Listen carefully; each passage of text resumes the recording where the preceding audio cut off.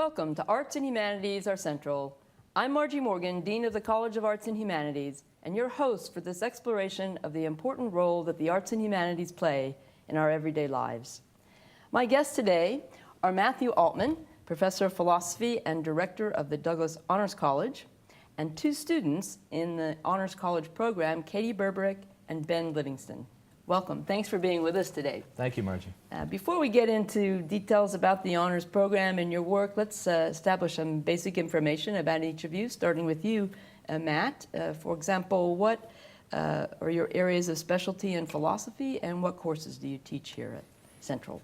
Well, I focus primarily on ethics and applied ethics. Also the history of philosophy, mostly 18th and 19th century philosophy, but in applied ethics, that could include anything from environmental ethics to business ethics to medical ethics. There are a number of other areas, but those are the main three. Mm-hmm. And do you, is it European philosophers' philosophy or just generally? Well, in the 18th and 19th century, I tend to focus mostly on German philosophers. That was really a very important period for German philosophy.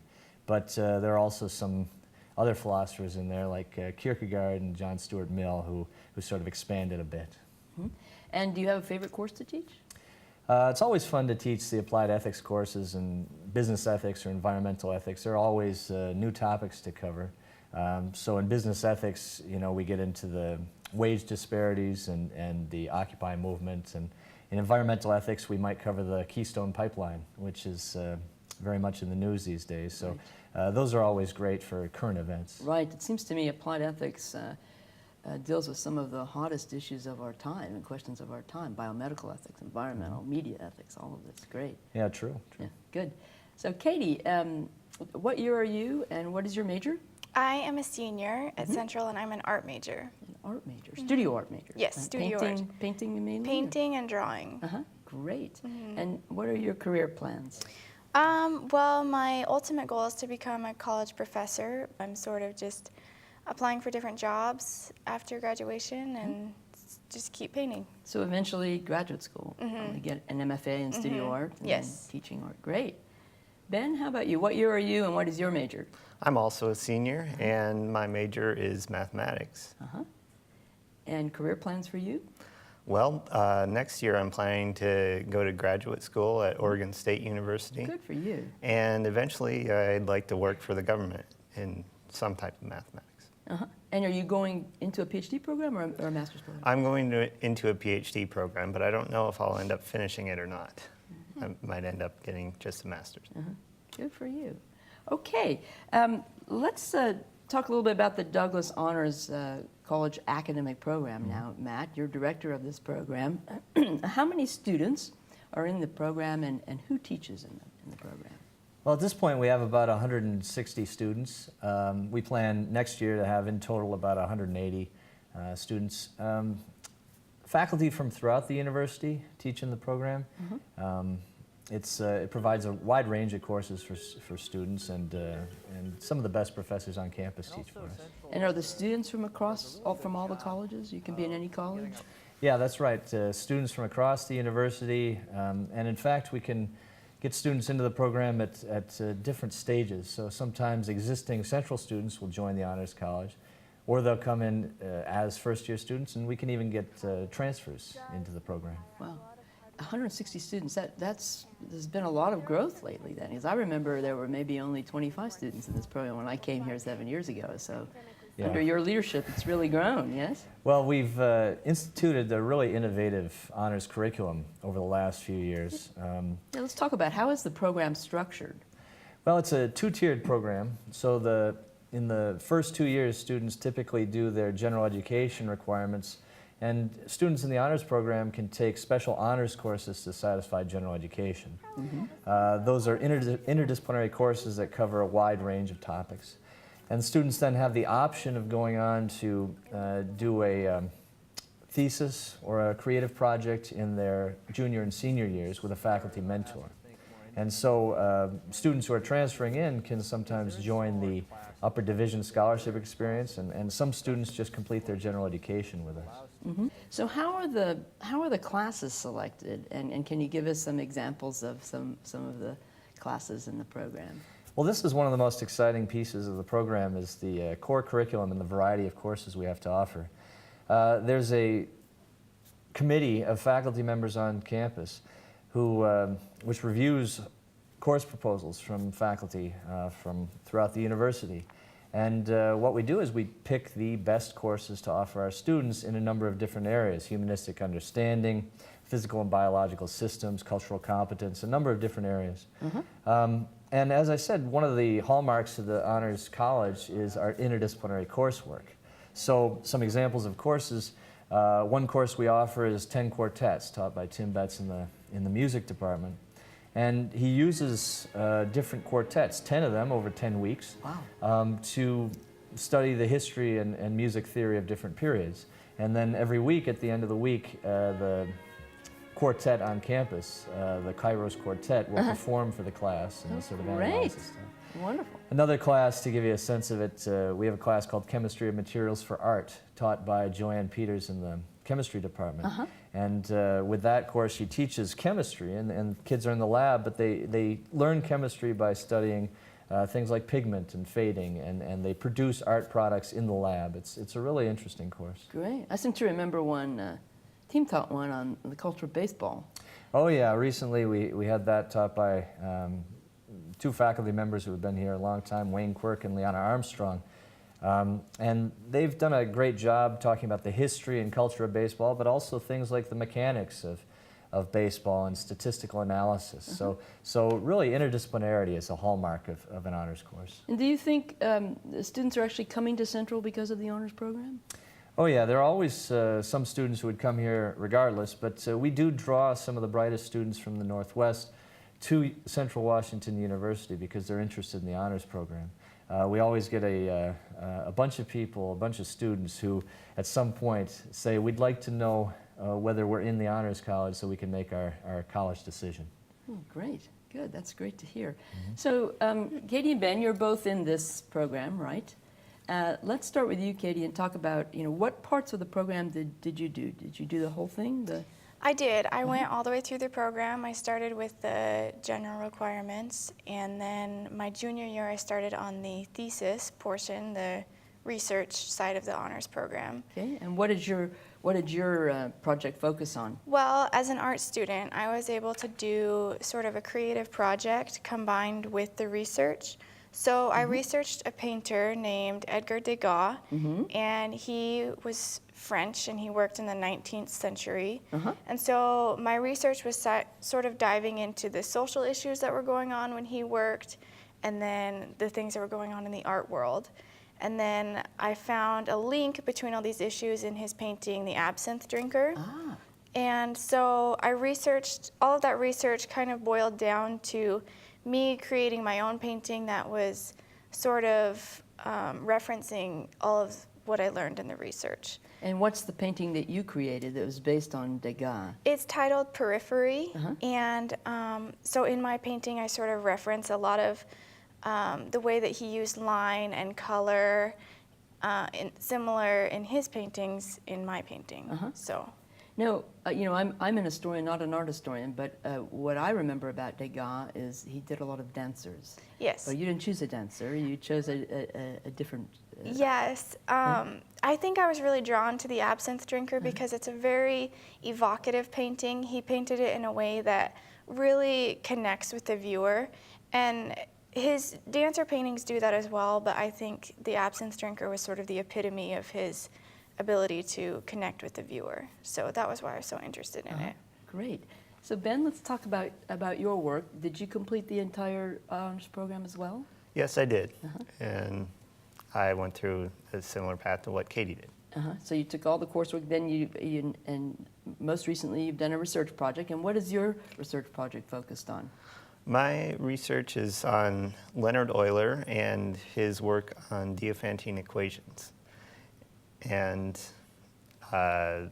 in this project, I went through and I analyzed Euler's first paper on Diophantine equations. And Diophantine equations are equations with multiple variables in which you solve for all of the variables at once. Great. Now, tell me, So those of us who aren't in math can better understand this.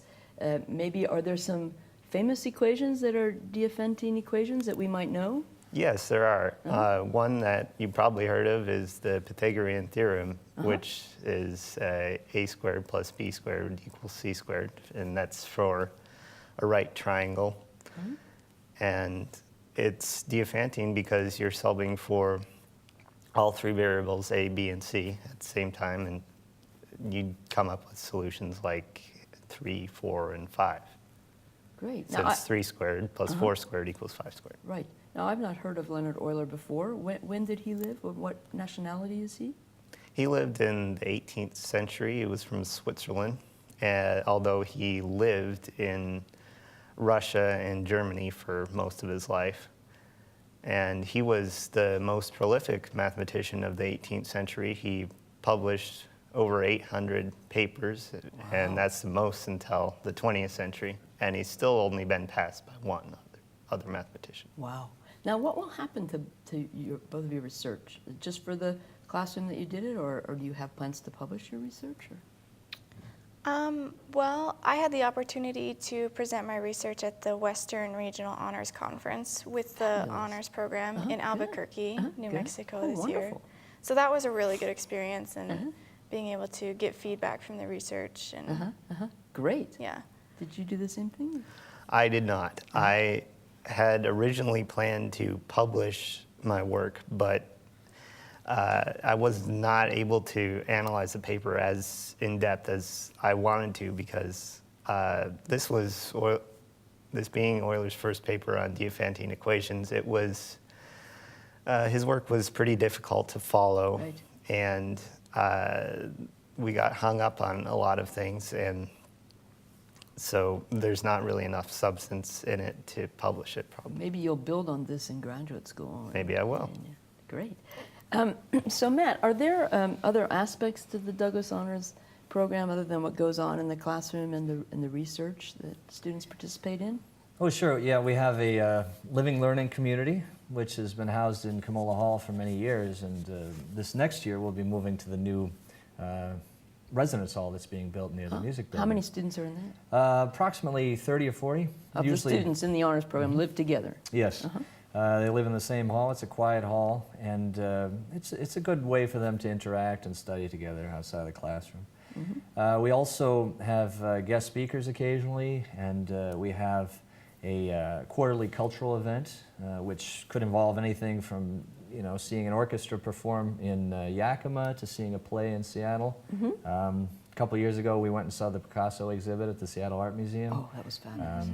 A lot of interesting things. Can you give an example of one or two of your guest speakers? Yeah, we've had some really prominent guest speakers over the last few years. Salman Rushdie came here a few years ago, and we were able to have a DHC exclusive kind of question and answer period way to discuss his work with him, just with honors students. Adrian Rich was here a couple of years ago, Winona LeDuc as well. And Maya Lin was here a few years ago, and with all these speakers, we were able to have the honors students talk to the speaker and interact and ask some questions about their work. Great. So also, as I understand it, all of the honors students who do the research component present their work at the end of the year. Is that true? There's thesis presentations? Well, we've started to, with the growth in the program, we've started to have presentations primarily at Source. And because we've been kind of piggybacking on that. It's a really good program, as you know. Yes. And so we've started to have DHC sessions at Source. So did you both present at Source this year? I did. Yes, I did as well. Good. Yeah, that's a wonderful opportunity to get your work out there and to get feedback. So Matt, when you're not busy directing the Douglas Honors College, you're hard at work being a philosopher, and I'm sure you're as proud as I am of this recent book of yours, Kant and Applied Ethics, The Uses and Limits of Kant's Practical Philosophy.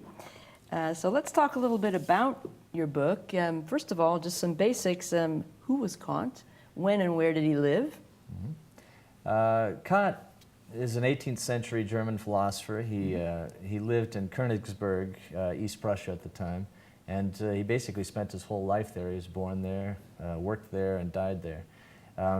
So he was, you know, pretty localized there, but his work was very important and groundbreaking and really influenced a lot of philosophy to come for the last, well, since he died. Huh. So to quote your introduction, why Kant now? In other words, you know, what does Kant have to say to us in the 21st century?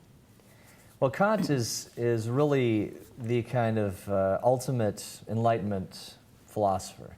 And I think a lot of his concepts are still with us. We still hold to the idea that there are individual rights, that the purpose of the government is to sort of protect our personal space, and also that there is some value, inherent value to each rational person. He also has ethical theories having to do with where our duties lie and what it means to have a moral duty. And so I think by looking at Kant and how he might handle some of these really important issues of today, it can help us to work through those issues because we hold, as I said, a lot of the same assumptions that Kant does. Uh-huh. And so what are some of the issues, for example, give us maybe 2 or 3 examples of issues that Kant's moral philosophy might help us better understand and how? Well, in the book, I talk about how we might get a kind of robust environmental ethic by looking purely at human interests. I think that we can develop a pretty good environmental ethic. Kant has been sort of maligned as not being able to give us much of that by not saying there's an inherent value to the environment, but I think we can get one from him. There's also an argument to be given for a kind of universal health care to sustain people and to allow them the ability to participate in public life. I also talk about a proposal for mandatory, presumed consent in organ donation. And I think that an argument can be given for that in order to help support other people, but also to respect the autonomy of the individual. Now, this raises, I think, a more general question, and that is, of what use to students is the study of philosophy, in your view?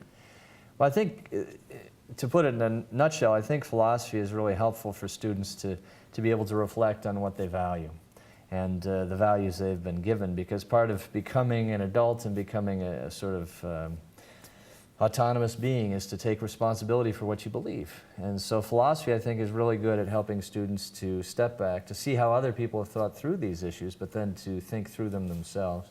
The important moral and political issues of the day, in particular, I think philosophy can really help students to come to grips with what their views are, and then to scrutinize those and see whether they're based in good reasons or not.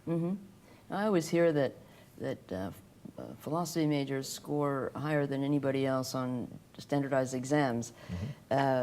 So is philosophy teaching certain skills that are transferable too? Is that another? Yeah, another advantage of studying philosophy is that you develop this critical ability. Philosophy is really good at helping students to learn how to read well and write well, and also to analyze arguments. And so that's particularly good in things like the LSAT for students entering law school, the GRE for students entering graduate school. It provides a lot of those critical thinking skills that are really important in graduate school and for the entrance exams. Right. So Katie and Ben, have either of you taken philosophy classes? I did have the opportunity to take a philosophy with Dr. Altman, and then also I took the philosophy of love with Dr. Cynthia Ko. And what did you value about these classes?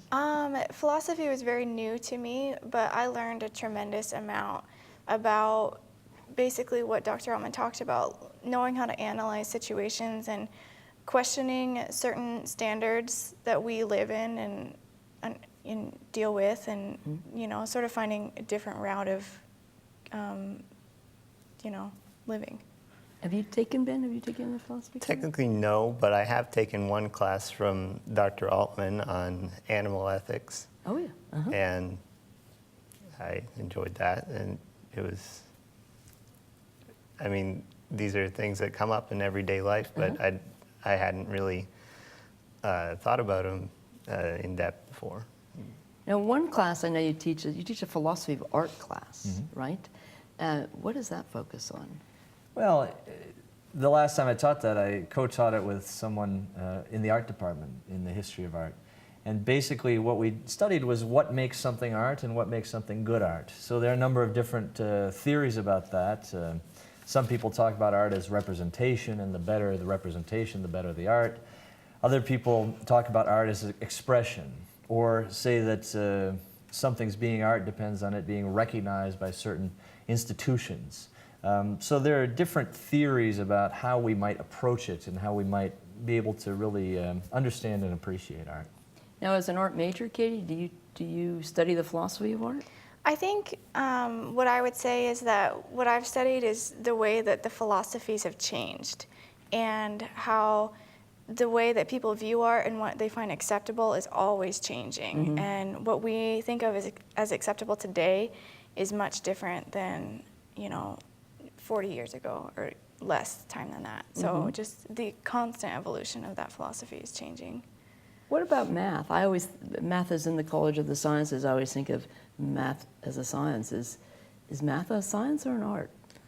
Well, I would say that applied mathematics is surely a science, but pure mathematics is more of an art than a science. It does not really have much of an application, and most problems don't have right answers, and the better you do, say, a proof, if it's very good, it's beautiful. So it's the creative process. It's how you go about solving it that matters, right? Not necessarily the answer. Yes. Yeah. I always try to say this to students in history too. They want to know, what's the answer? What is the answer? So, well, it's not about the answer. It's about, how with what degree of complexity do you approach the question? That's the most important thing. The best questions don't have right or wrong answers usually. In art, I've often wondered, in asking the question, what is art? Is art mostly about what the artist creates, or is it more about what the viewer sees and experiences? And what if those two things don't match? Does that matter? Do we care? Yeah, we study that in the philosophy of art as well, whether the intention of the artist matters, because people used to think that was very crucial, that basically to understand what the art is doing, you needed to find out what the author or the artist intended. But more often now, the idea is that the art piece is more of a kind of standalone entity. It sort of becomes its own thing once it's out there, and that it's sort of adopted by certain cultures in certain ways. And so the intention of the artist matters less, I think, now than it used to, say, 150 years ago. Interesting. You've published on service learning. Now, what is service learning, and is this something that you integrate into your classes? Well, academic service learning is basically getting students out into the real world, beyond the confines of the university, to apply what they're learning in their courses to organizations outside. And yeah, we think it's very important, especially in the philosophy department, because one of the, I think, unfair criticisms of philosophy is that it has little application. But one of the things that we can do in philosophy is, as we talked about earlier, teaching people how to write and read and think critically, and people then can apply that in many different areas. I do have academic service learning components in my medical ethics class, for example, and I'm going to teach that again in the fall. Students in that course will work at some local organizations like Hospice Friends or the local hospital. And what they do there is they sort of learn how to work there, but they also learn to bring their understanding of philosophy to bear on their work. So they might help them write pamphlets to explain the reasoning behind some of the policies at the place, or basically engaging others in the process of doing public philosophy. Any advice you want to, in the last few minutes we have, any advice you want to give to students? I guess, study hard. But I do think the honors program has been a tremendous experience. And what was most meaningful to you in the honors program? I think the research was very, very helpful, and then the feedback I got in my writing I think the way that the honors program is set up, you get a lot of feedback with writing and essays and things, and that helped me a lot as a student. Ben, you? I'd say the best thing about the DHC for me was being exposed to subjects in depth, which I otherwise wouldn't have been. And learning about these subjects in, I don't know. You mean the interdisciplinary courses Yes. that you took that you might not have taken? Right. Can you think of one or two that you remember in particular that you probably never would have taken? Well, I liked a course by Dr. Gabriel on genetics, and I had a little bit of that in high school, but seeing more of it's both the ethics behind it and the biology. Both of it was interesting to me. Great. Well, I think we're just about out of time. Matt, Katie, Ben, thanks so much for being with us. And thank you for tuning in to Arts and Humanities, Our Central. See you next time.